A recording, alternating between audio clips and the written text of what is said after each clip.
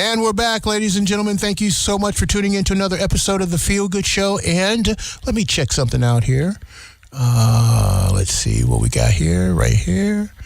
And if I'm not mistaken, with us on the line is the one, is the only, the man, the myth, the legend, the one who lifts us up, broadens our horizons, and makes us much better people before his presentations than we were before his presentations. If that makes any sense whatsoever, please call me here at 860-489-9033 and tell me how it makes sense, because I have no idea how it does.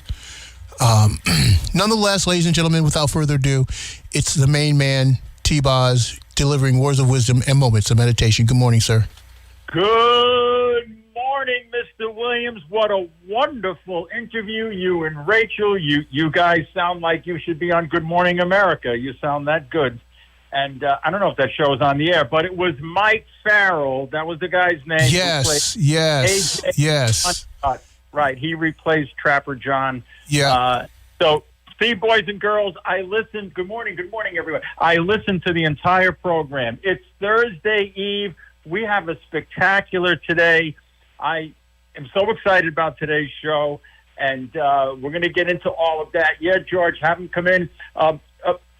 George has a public service announcement. Oh, this was called in by my brother. Let me have that, and you have another one. Okay, let me go through these, then we're going to get over to Stan. I have a very sincere dedication I want to do, and then we're going to get into the program. So George will help all of you. There's plenty of seats over here. If you need extra pens, pencils, George knows where they are. But thank you, George, for helping me with this. Okay, first thing George brought up to me is bear season. Take the feeders down. There's enough rodents out there for the bears to eat. You're only setting the bears up for failure. They're animals, not people. They can't read signs. So it's bear season. I want to thank Brother Boz in Bridgeport. And George, thanks for taking that call. So put the feeders away. Don't put donuts outside. Make sure your garbage cans are closed. And let these animals live in peace. Number two, excuse me, T-Boz. Yes. If they place the donuts outside, please let me know. Yes. Yes. If you're putting donuts outside, Jock likes his coffee, cream and sugar, I believe. Yes, I don't know. just put a little J on the box, and I'll know. And believe me, that will definitely be incentive to keep all the bears away. Yes. Williams will be there before Yogi. Only you can prevent donut thefts. Maybe Rachel will have the donuts. As John it's a great time. We have way too much fun on community radio. As Jock alluded earlier, I got to get this out. It's opening day for baseball. My friend Keith is excited because the Red Sox are going to be playing the Rangers. 5. My friend Jim, the Mets are going to be playing the Astros at 4:10. And then Jock and my brother and myself, the big Yanks, the Bronx Bombers, will be facing the Brewers at 3:05. It is baseball season. It is officially spring. Even though I haven't seen a robin on my lawn, it's officially spring. And Saturday, which ties into our theme, UConn women go against Oklahoma, 3rd-ranked UConn women against 11th-ranked Oklahoma in the Sweet 16. Let's wish the women great luck in that. And the men, you're right, Jock, did a valiant job. So, our theme today, we're going to get over to Stan in a minute. I'm kind of whirling around here in the studio. You can wave the Jock across the street. But our theme today is March Madness. So what I've done is I've collected quotes from basketball stars going way back to Jerry West, right up to Rebecca Lobo, and everybody in between, Wilt Chamberlain, John Havlicek, and all of them. So they're going to be, I don't know if we have a main topic. We probably do. I got a long thread here. I hope I can tie it all together at the end. And they have some life lessons that are just fabulous. We have a brief history of basketball, but let's get over to Stan. I want to get to the dedication. And Stan, back from California, you look fantastic. You look fantastic, brother. What do we got in the coffee pot today? Wow, tied into our theme, traveling dark roast. Wow. Like traveling, right? Dark roast, very good. And we do have a decaf. Bagels and muffins and yogurt and a fruit bowl. Good, healthy food. And Who Stand is our sponsor for the refreshment table today. None other than Torrington Park and Recreation. Fits in perfectly. So get out there, nice weather, play some hoop, play some baseball, run around, do something. You waited all winter for this, boys and girls. Go get it. Now, the show today, and George, could you lower the lights, please, and just have the spot on me right now? Thank you. The show today is about winners. It's about champions and what they did and their advice to help us. But there's going to be a champion and a winner that I don't have a quote for. But he is just as much a winner as all of these guys and gals. And he's the late James Tromba, who passed away March 13th, the younger brother of my good friend Jack Tromba, Tommy Tromba, who I couldn't be in Torrington without him, and their sister Claire, and the late sister Elaine. Jim Tromba was disabled, but he was a hero. And as Jackie Robinson said, you impact a life when you impact someone else's life.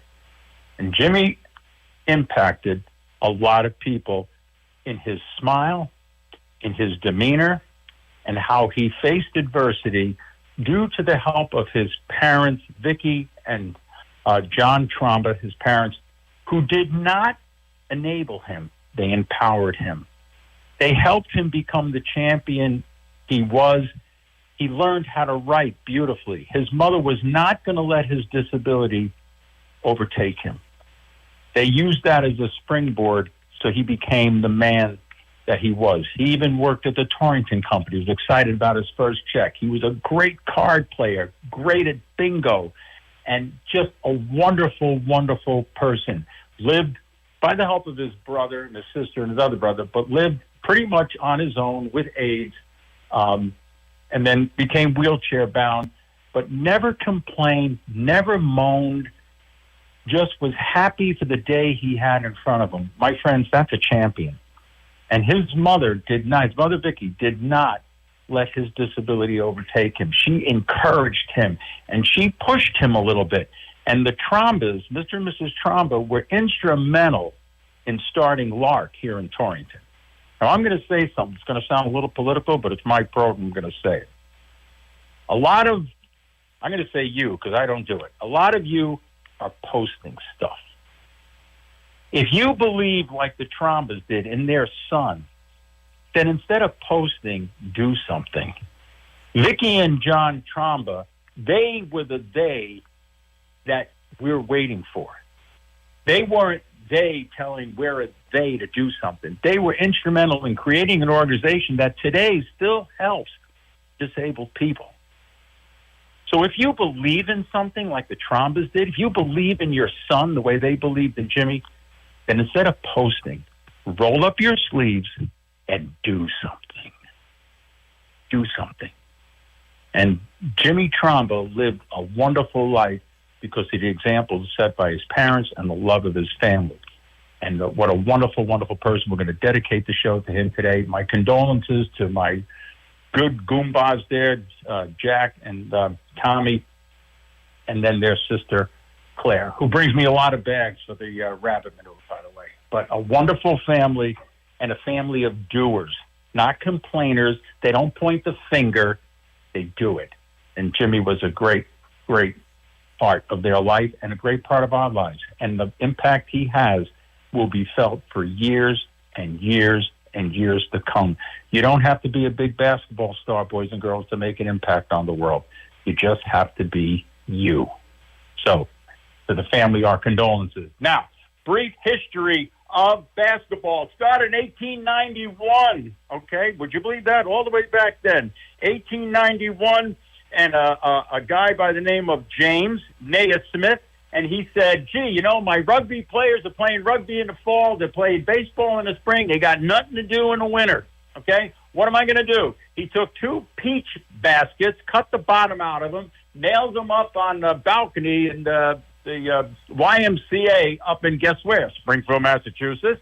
And that's where the Hall of Fame is.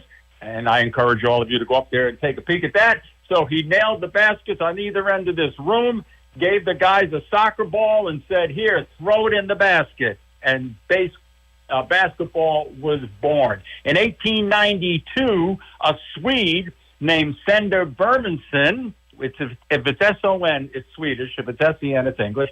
She developed women's basketball a year later. But the interesting thing is they only played half court because she thought, and she was a woman, she thought that the women did not have enough strength and endurance to play the whole court. They would probably arrest her today for saying that, but that's what she said. Anyway, as we move on, the men became 1936. Men's basketball was accepted into the Olympics in 1976, women's basketball. And in 1953, the first intercollegiate women's basketball right up here, and Sandra Bemerson was part of that. And it was freshman girls against sophomore girls, and the birth of women's intercollegiate play. And then as we get into 1971, finally, women play full court of basketball. Would you believe that? I find these things hard to believe. And in 1974, the birth of the Yukon women, who have had a tremendous effect, along with the men, on Connecticut sports, and we are proud of their endeavor. That's a brief history of basketball. There is a lot more on the web you guys could read if you'd like, but just a wonderful way that something starts, and that's how our lives can be, right? Something can start so innocently as throwing a soccer ball through a peach basket and turn into the NBA and the women's NBA. So you guys, you don't realize, like with Jim Tromba, the effect. And, when we went on retreat, and I encourage all of you to go on retreat, right, George? When you go on retreat, Father Terry said to all of us, hey, guys, stop thinking of your mistakes or your sins. Start thinking of your goodness. And so today, all of you in the room are winners. Stop thinking of the things you didn't do, should have done, or could have done, all right? I want you to think of the lives you impacted, the careers that you built, the businesses that you built. You're all winners. Those of you at home, those of you sitting here in the classroom, those of you listening on the radio, you're all winners. You're all top notch. You're just as powerful a winner as the people I'm going to mention today. So let's start with our first basketball person. We're going to start with Gino Ariamo. Did I say it right? Yeah, Ariamo. I think I said it right. Anyway, but Gino, the coach there of UConn women, he said this, I'm going to try to win a national championship next year, but I'm not going to kill myself doing it, nor am I going to kill my players doing it as well. Boom. A lot of us are killing ourselves to accomplish things. And what Gino's really talking about there, priorities. If you're building a business, you're building a career, you're getting an education, do it. I'm not saying don't do it. Set your goals, achieve things. But don't miss the people alongside you as you're going. Don't kill yourself where you miss your son's game, or you miss bringing your wife flowers, or you miss talking to the neighbor about maybe their pet had passed away, okay? And don't kill the people around you as you're doing it. Don't let them pay the price because you might be stressed out in something that you're doing. But achieve your goals, do your goals, but do them in a way that you can feel good about what you're doing, and then the people around you can feel good about what you're doing. Bill Russell, okay? And he was a center for the Boston Celtics, and he says this, create unselfishness as the most important team attribute. Create unselfishness as the most important team attribute. Wow. Usually in baseball, basketball, or sports, we have the prima donnas, right? But he's telling us, create unselfishness, and that works in our community, what Jock and Rachel were talking about earlier. Talk about Mr. and Mrs. Tromba. Talk about unselfishness. They built a team that's still playing today in terms of, now I think it's just called art, but LARK, okay? But they created unselfishness. They were thinking of other people. They were thinking of their son, okay? but then they were thinking of the people so that by helping their son, they helped other people. That's a winner. Okay? That's what sports is, right? Working as a team. So create unselfishness. We look at the great John Havlicek, and he played from 1962 to 1978, and he says this: I had to change some things the older I got, but my body held up pretty well. Well, there's some good news for all of us senior citizens. I had to change some things the older I got. Right, Barbara? Right, Stan? Right, Jim? We're not 18 anymore, okay? We're not even 40. A little more aches, a little more pains, move a little slower sometimes. But you got to change some things. And we talked about that a couple of weeks ago. You got to make adjustments in life. You can't just stay the same.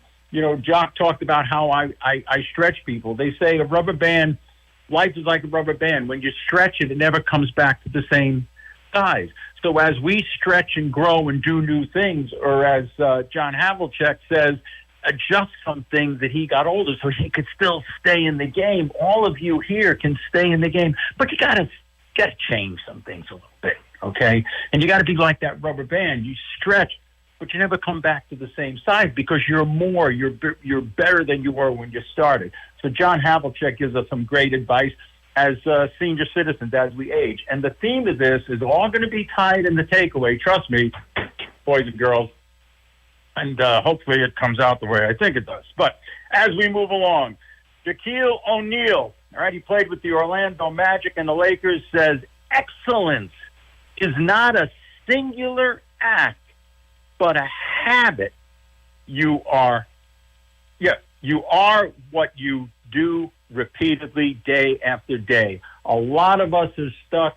You know that old saying, what O'Neal is really saying is if you do the same thing over and over again, insanity, and expecting different results, you're not going to get different results. So he's saying excellent is not a singular act. A lot of times we look at these sports heroes, or we look at movie stars or people that accomplish great things. Wow, look at them. You know, he's Shaquille O'Neal. But he didn't get there by boom, abracadabra, he fell out of a cloud. He got there through work, through practice.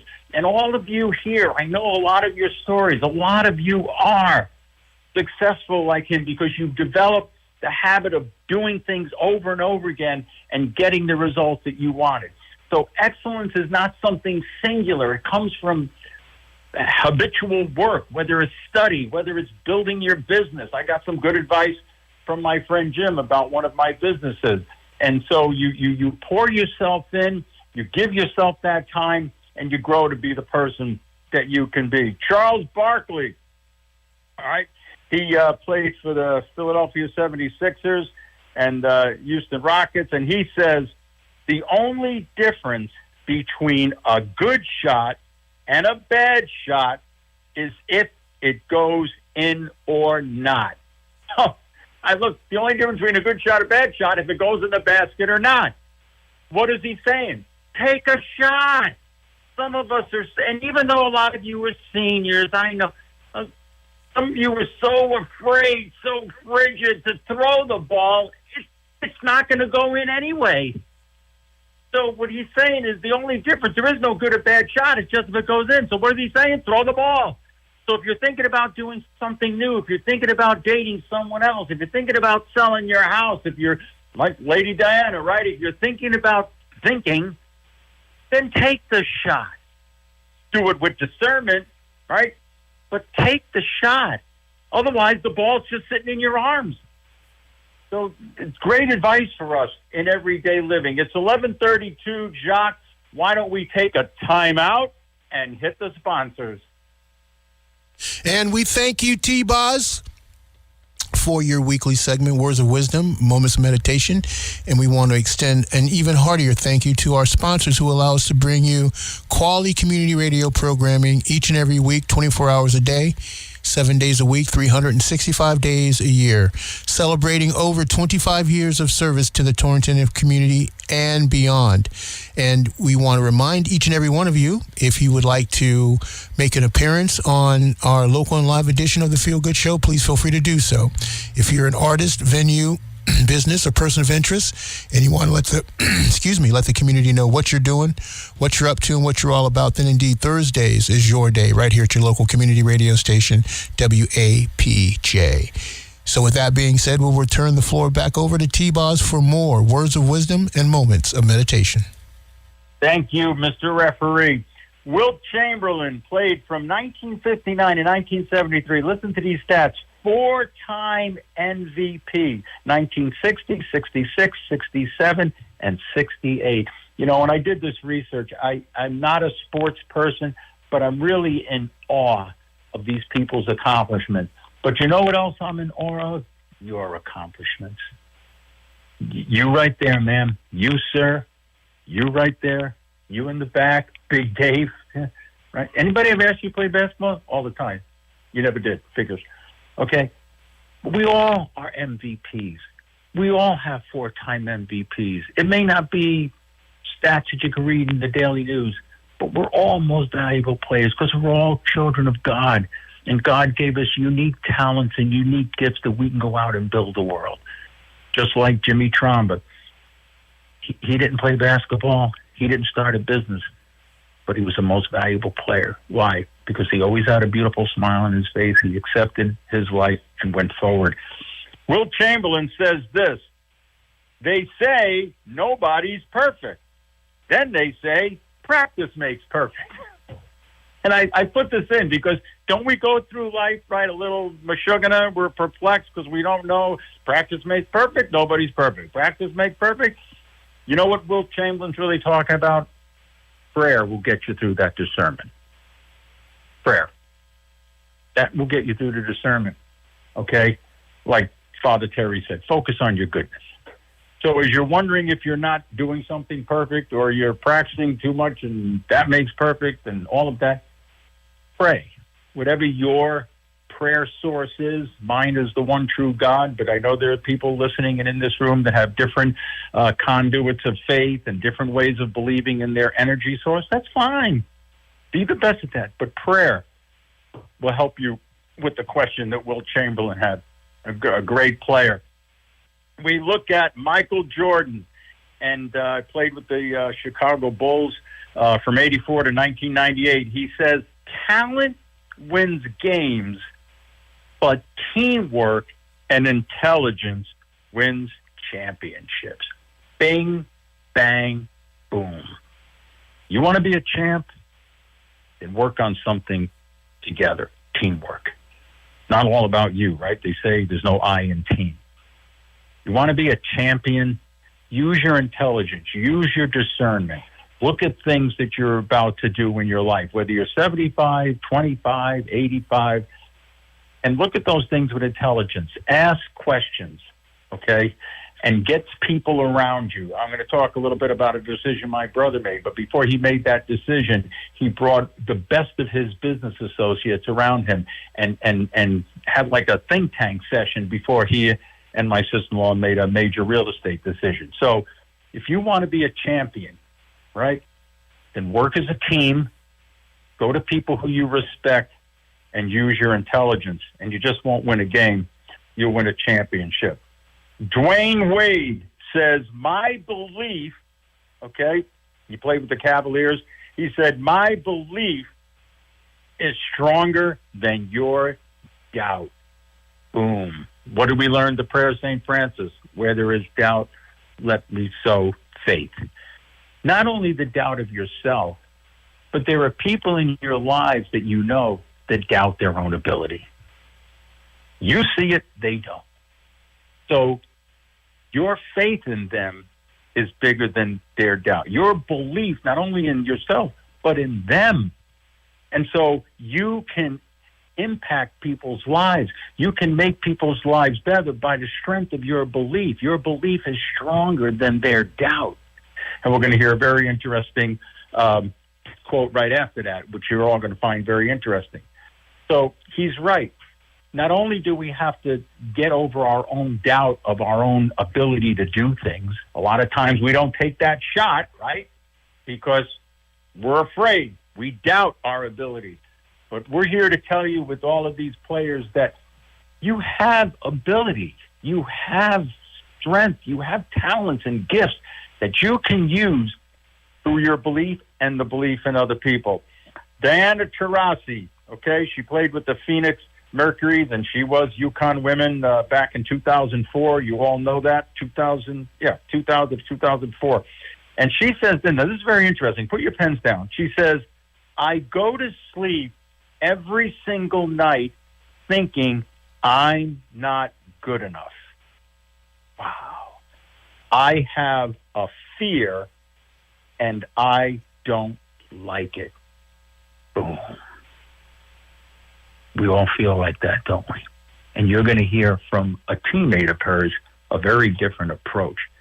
So what she's talking about here is, even though she was excellent at what she did, like the rest of us, she had fear. Going right back to what Wade said about doubt. That this woman, though she was an excellent player, had doubt in her own ability. So a lot of times we look at these people, we think they got it all together. They don't have it all together. They're flesh and bones just like the rest of us. And they have fears. And sometimes when they do so well, they're on top. They're even more nervous than we are because they got to stay on top. So here she is, a successful woman athlete, and she goes to sleep at the back when she said this, afraid that she wasn't good enough. Imagine that. But you are good enough, okay? You are good enough because you have in you the spirit of whoever it is. In me, it's Almighty God. But you have that spirit within you and that force that has brought you all to where you are right now. You know, sometimes we're always looking forward. That's good. Once in a while, take a look back and look at your accomplishments. Look at the games, quote unquote, that you won. Look at the championships, the children you raised, the grandchildren you raised, the business that you created. Okay, the friendships that you made. I had a bunch of friends here yesterday. I had an unbelievable day. I'm a champion with my friend Dave and Jim, my friend Mary. I got a team that's better than UConn women. My team is seeded number 1. So, you know, we don't want to look at other people sometimes because they don't have the life that we think they have. We look at Kobe Bryant, and he says the most important thing is to inspire people so they can accomplish the things that they want to accomplish.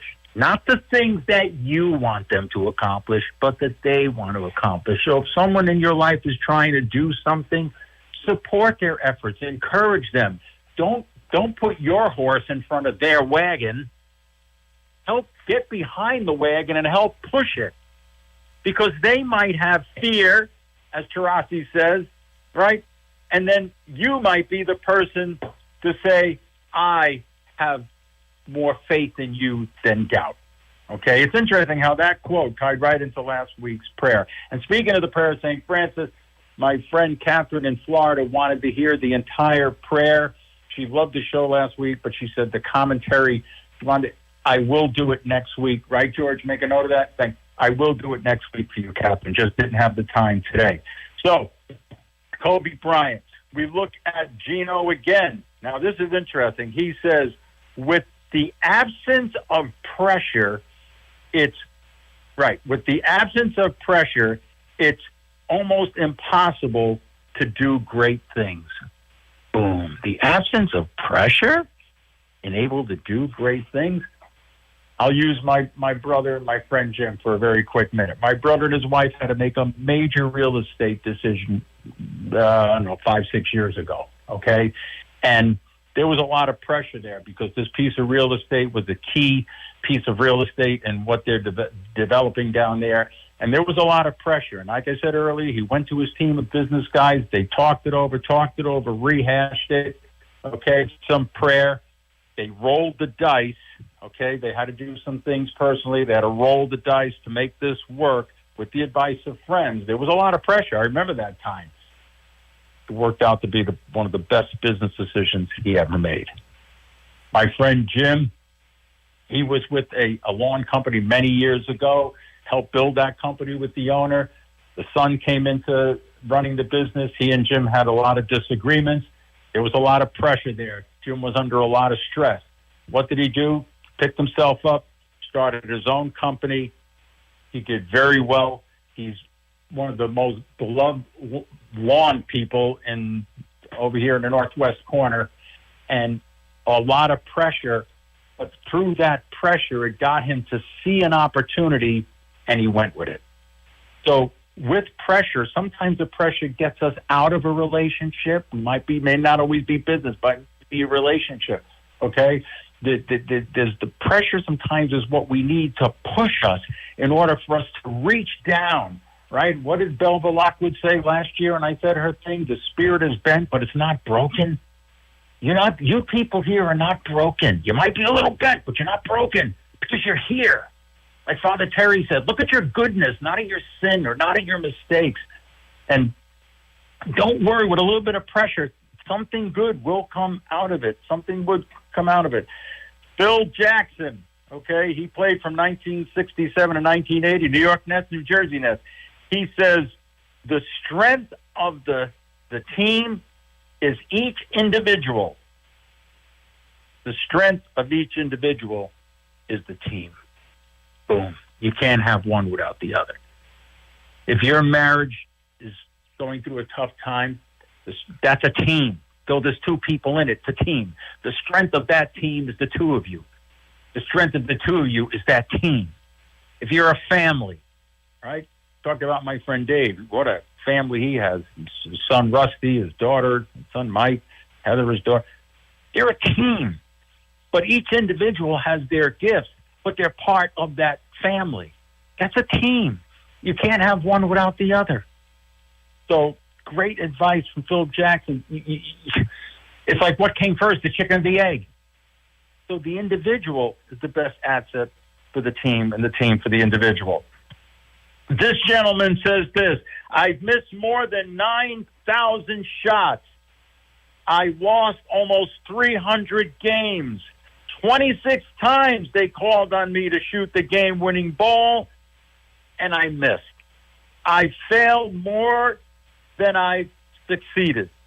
But that's why I am a success. Who said that? Michael Jordan. Played from 1984 to 2003. Played with the Bulls. Wonderful, wonderful athlete. Look at all the mistakes he had.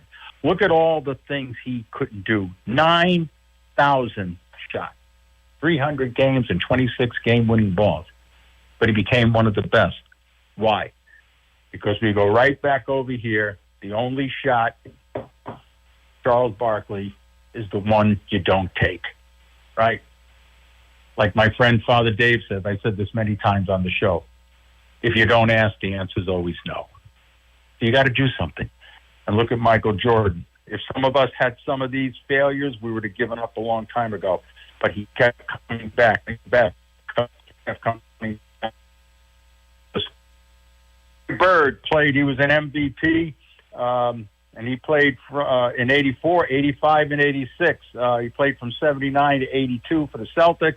And he says a winner is someone who recognizes their God-given talent, boom, and then they work their butt off with that talent and then go after their goals and dreams by taking the talent they have, their God-given talent, and then putting it to work. It's not enough just to have God-given talent. You know, the Protestants have a great prayer. You want things to happen, all right? God can move mountains, they say, but you got to bring a shovel, okay? You got to do something. So that's what Larry Bird is saying. Some of us have God-given talent, but why has nothing happened? Or maybe the happen is already there. Not to sound conceited, a lot of people like this program. I do not have a national show. Maybe that's not God's plan. I'm happy with what I'm doing. I'm grateful for what I'm doing. I'm grateful to WAPJ and Jock Williams. I worked very hard at this as if I had 500 radio stations. But I have a God-given talent. I honor that talent by doing the work. The level of where I'm at financially and all of that through radio is irrelevant. I give it my all. And that is how you thank God for the God-given talent. That's what Larry Bird is talking about. We look over here at Pat Riley, and he says there are only two options regarding commitment. You're either in or you're out.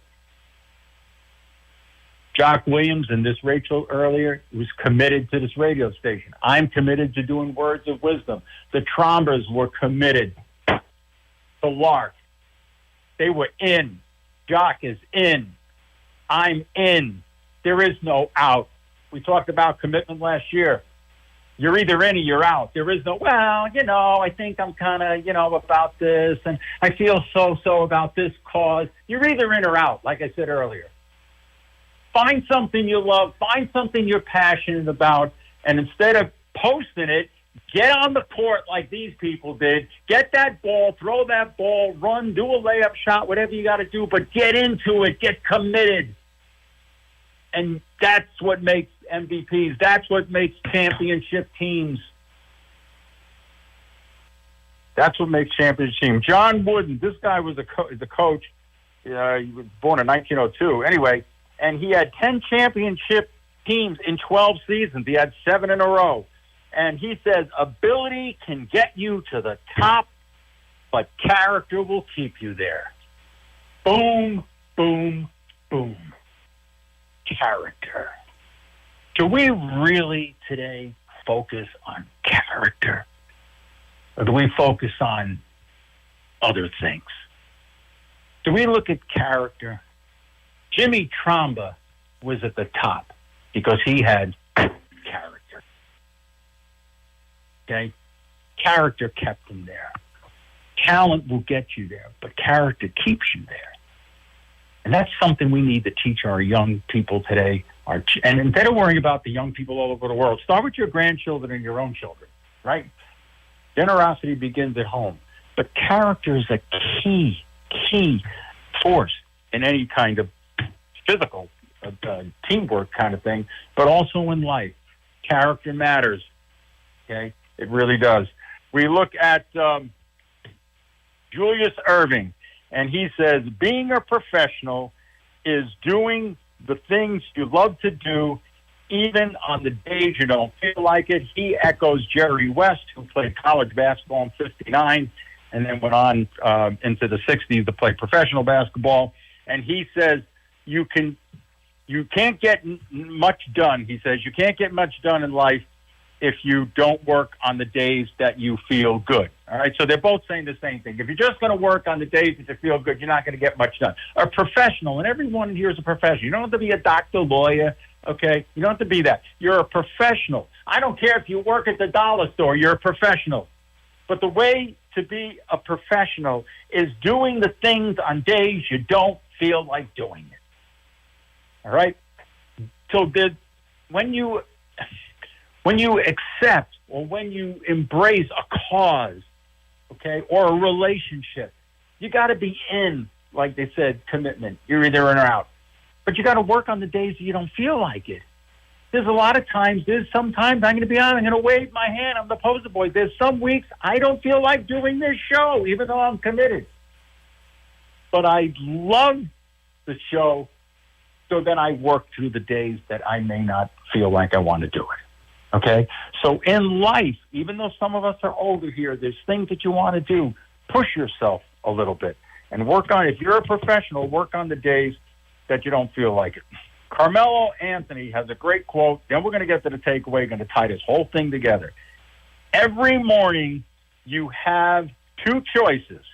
One, to sleep with your dreams, or number two, wake up and chase them. Ooh. You could either sleep with your dreams or wake up and chase them. Now, all of these people that we talked about today, Philip Jackson, Wilt Chamberlain, okay, Gino, Diana Taurasi, right, John Havlicek, they all had dreams. They chased them, right? They did the work, like Larry Bird said. They had God-given talent, but they went to the gym, whatever they had to do, lift weights, to take that ability and create more ability. All right, that's what they did in order to be the top. But you can chase your dreams. Here's the takeaway. It's by Rebecca Lobo, and here's the theme, and we're going to get to the song. I am happy and at peace at where I am in life. Boom.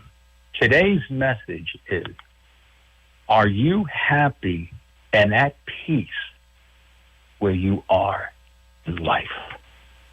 In other words, with all of these success principles these athletes taught us, it doesn't matter about the level of success if you're not happy with who and where you are.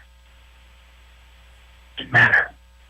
Rebecca Lobo ties up the whole thing, so different than Diana Taurasi. She's happy where she is in life. She chased her dreams. You could chase your dreams. You could work your butt off, like Larry Bird said. You can do all of those things that we've learned today. But at the end of the day, you got to be happy and at peace with who you are. My friends, I hope you enjoyed this little special. It went a little longer, but we're going to get to the song. It's a great song. Be yourself, everyone. Be yourself. You're just as good as the people I spoke of today, because every other athlete is taken. Jock, spin the song. We'll see you next week.